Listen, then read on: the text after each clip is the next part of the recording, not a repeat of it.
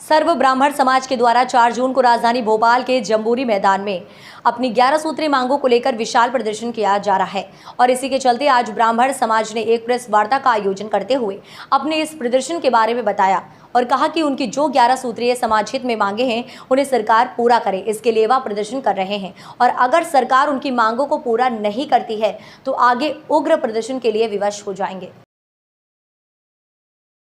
देखिए, ब्राह्मण समाज मध्य प्रदेश द्वारा दिनांक 4 तारीख को जम्बूरी मैदान में एक विशाल ब्राह्मण महाकुंभ का आयोजन किया जा रहा है और इसका नाम दिया गया है ब्राह्मण हुंकार, ब्राह्मण की गर्जना, ब्राह्मण का शंखनाद। ब्राह्मण अपने स्वाभिमान के लिए एकत्रित हो रहा है और यह ब्राह्मण प्रदेश ही नहीं बल्कि पूरे देश और विश्व से भी सारे ब्राह्मण और मातृशक्तियां यहाँ पर आ रहे हैं और अपने स्वाभिमान की बात करने के लिए आ रहे हैं, जिसमें हमारी 11 सूत्री मांगे हैं।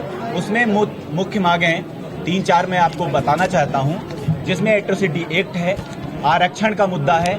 तीसरी चीज यह है कि जो ब्राह्मण आयोग का गठन अभी पूर्व में मुख्यमंत्री जी ने ब्राह्मण बोर्ड का गठन की घोषणा की थी, उसको हम चाहते हैं कि ब्राह्मण आयोग का गठन हो और वो भी संवैधानिक तरीके से हो।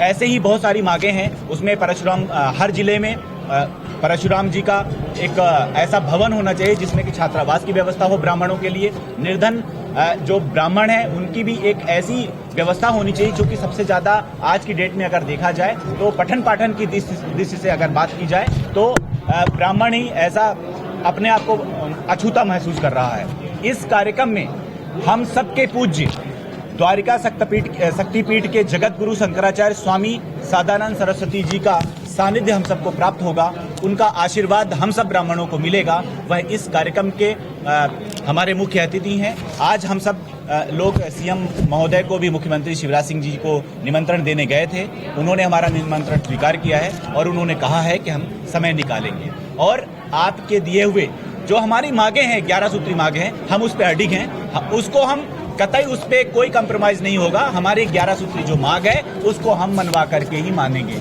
और ये कोई लड़ाई नहीं है।